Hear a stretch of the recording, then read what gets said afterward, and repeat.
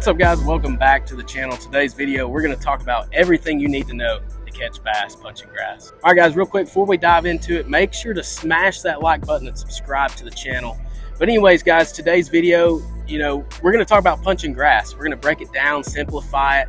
It's something that a lot of people make it out to be super complex, and it's really not. There's some little things that you can do, little adjustments to make to really help you capitalize your time on the water, capitalize every flip and all that. So we're going to talk about that, talk about just what approach to take when you're punching grass, because when you come to lakes like Guntersville, it's super overwhelming. There's grass everywhere, so you're just kind of like, well, man, where do I start? So we're going to talk about that. Punching is just one of those techniques that's super fun. I mean, that's the only way to describe it. It's my favorite way to catch a fish, because when you get these big rods, big line, big baits, big weights, super thick cover, and you just feel that thud and you jack them, man, there's nothing like it. Braid screaming, it's crazy. So sometimes punching is as easy as just running a grass line and consistently flipping. And then there's other times, like when the bite is super tough, that you're going to be looking for little indentions in the grass, places where multiple types of grass mix in, like where you have hydrilla, milfoil, and where like eelgrass just floats in and makes more like trash mats. Those are types of areas of grass that I like to key in on, and I like the deeper grass. So if you can find some like grass lines closer to deep water that are kind of, I like a hard edge, but I also like secluded patches that are branching off. And those are places that a lot of times a big fish will get. So, you might be running down a hard grass line, punching and catching 2-3 pounders, and you see this one isolated patch off to the side and you flip in it and, boom, 5-6 pounders. So those are like little things like that is how you capitalize your time on the water and make it the most effective when you're flipping. Finding deep water.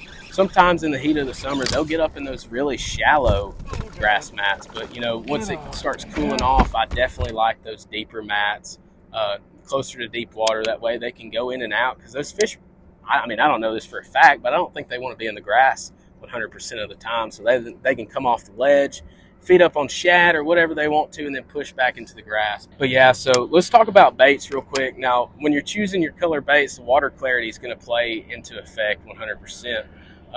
Like on Guntersville, for example, most of the time there's brim loaded in those mats. So you're going to want to listen, and you're going to want to listen for that popping noise in the mats, because that's going to tell you that the brim are in there. And I don't know if they're just coming to the surface and sucking the water, sucking the air. I don't really know what they're doing exactly, but I know that that's the sound that they make, and that's what you want to pay attention for, because the bass aren't going to be in there unless there's bait, something for them to feed up on. So that's why when I'm choosing my colors, I like black and blue, and that's especially if the water is a little stained. You can get away with it in the clearer water too, but this is the one that I'm going to be flipping 90% of the time, and that's the Exxon Lures Adrenaline Bug, and that's an Okeechobee crawl color. It really exemplifies a brim, and that the fish love this. So 90% of the time I'll be throwing the Okeechobee crawl, and then the rest of the time I'll be throwing the black and blue. And now I will use this color every now and then. This is a Purple Shadow by Exxon Lures, but I'm telling you guys, the water has to be super muddy for me to throw this. And for example, I was down on the Coosa River, Neely Henry, and flipping some weed beds, and the water was just straight chocolate milk. And so that's when I use this. They just pick it up better, pick up the shadows better, silhouettes whenever you're in muddy water. So you like a darker bait. But that's pretty much it. Those 3 baits are really the only ones that I throw. And so now we're going to dive into the gear. This is super important. You want to have the correct gear, not only your rod, but your reel and your line, to get these fish out of that thick cover. Because, those fish are fighting hard. They're aggressive, digging up in that thick grass. You got to have the right gear to pull them out. And so this is a 7.6 extra heavy Duckett Terex. And I like to have 2 punching rods on the deck. And I start out, this one I keep a 1 ounce weight. I try to keep it a little bit lighter. Sometimes I'll go 3/4 if it's weed beds or sparser grass. But, the lighter you can get, the better. You're going to want to be as finessey as you can. I know you can't throw like a 1/4 ounce weight in that grass. You'll never get through it. because you know most of your bites are as soon as the bait breaks through the mat, and those fish are just destroyed.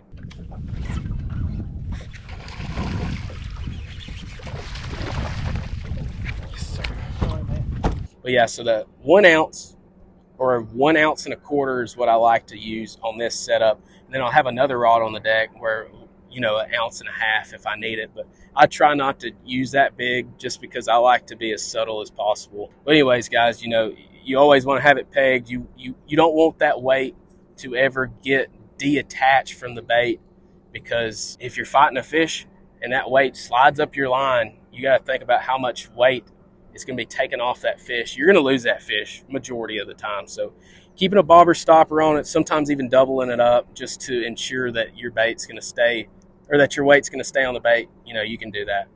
And guys, I like a 4/0 flipping hook. And the reason that the flipping hook is important is you can see right here is it's got a little holder. And so you want to tie a snail knot. This is super important. I didn't tie this knot when I first started punching, and there would be a lot of times that I'd set the hook in a fish and just lose it. And so what's cool about this, whenever you're using the snail knot and you set the hook on that fish punching grass, is it's going to kick that hook into the fish, into the mouth of the fish. And so it's just going to make your hookup rate a whole lot better. And I've noticed a ton of difference since I swapped to the snail knot. So anyways, guys, I like the 60 to 65 pound Power Pro braid. It's hard to say. Power Pro braid. I've had no issues. It's been what I've been using for the last 4 or 5 years. Absolutely love it. And now when you come to your reel, you need a high duty reel. You know, your drag weight needs to be high, because I can't tell you how many cheap reels that I used when I first started punching that I just stripped the freaking gears out of them, dude, because there's so much pressure from fighting those big fish in the thick stuff. And, you know, those cheap reels with low drag weights, they just can't hold up. So this is a Duckett Paradigm reel. And also, guys, you want to have a high gear ratio because you want to be able to horse that fish out of there. This is an 8.3 to 1 gear ratio Duckett Paradigm reel. Super superb combo right here, guys. And if you're looking for a good punching rod, you know, the Micro Magic Pro is also another one that I use, and that's made by Duckett. And I've got a link down in my description below. If you're looking for a rod of any type, I've got a 10% off link you can use at Duckett for any of your Duckett purchases. So check that out. Check the link in the description. But anyways, guys, I hope you learned a little something from this video. And one of the things that I can't preach enough about punching is it's all about experience. You know, you'll pick up on little tiny things the more you do it. I committed to it one whole summer. I give a lot of credit to Mikey Balls. He took me out there. You know, he's a Florida guy, punching guru. This dude just slays them. He moved up to Guntersville a couple years ago, but he took me out, kind of showed me the routes. And, you know, that guy's awesome. So, but guys, yeah, like I said, it's something that you just have to learn. Time spent on the water is the best way to learn. And like I said, I took a whole summer dedicated just to punching.